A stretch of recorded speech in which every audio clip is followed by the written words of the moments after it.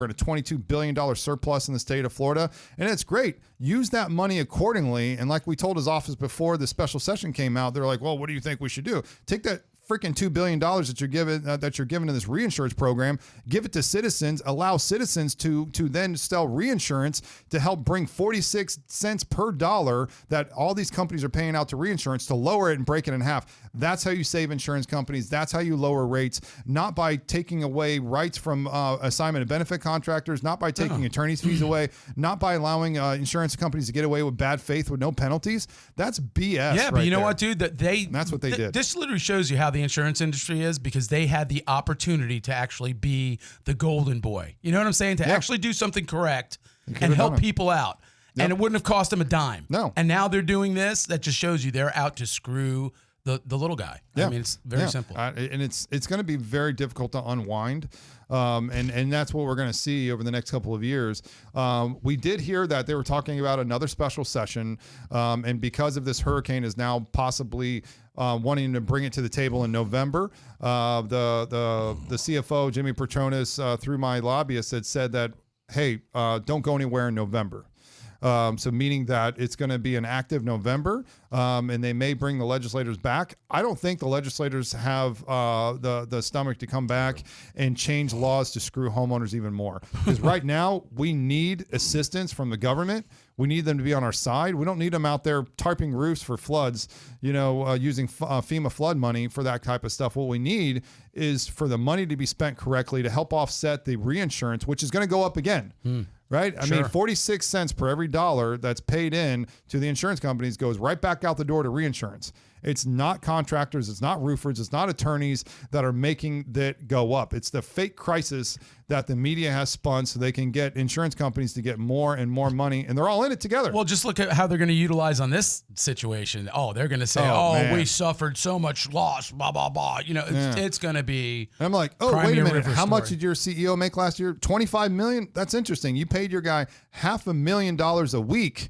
And you're claiming it's a crisis. Why don't you take a pay cut, buddy? I mean, you can pay more claims that way, right? Yeah. I mean, State Farm can hire Drake and do all this stupid crap and support every single Super Bowl and all this stuff, but they can't pay a claim. This is ridiculous. That's what this insurance market has turned into. Richie, you mentioned corruption a minute ago. Do you see on the ground down there? There's been a lot especially since 2017 Irma.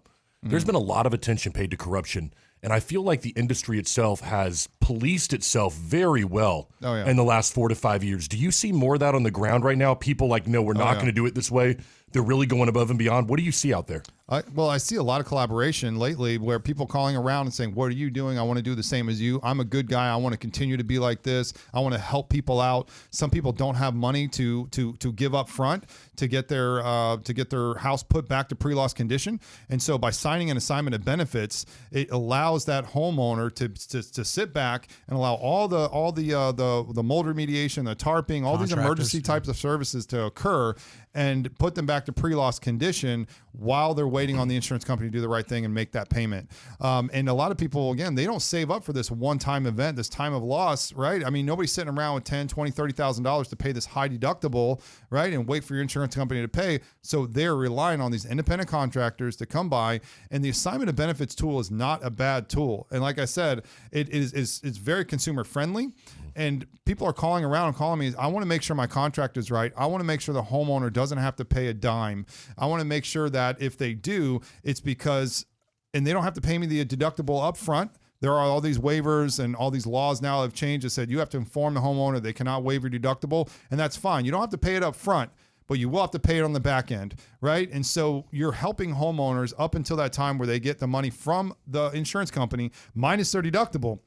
And they're already sitting in a space to where they don't have to live in a mold environment with water damage or ceilings falling and allergens and mold and all this other things that their home is getting worse in. And we'll talk about this more after the break on what we would advise people to do that may not be able to afford their deductible or are going to be waiting these long time for them to get anything from their insurance company, what you can do and what type of contract you want to find for this. But we'll be right back with the Air Quality Assessors Radio Show, Building Damage Experts. We'll be right back after the break.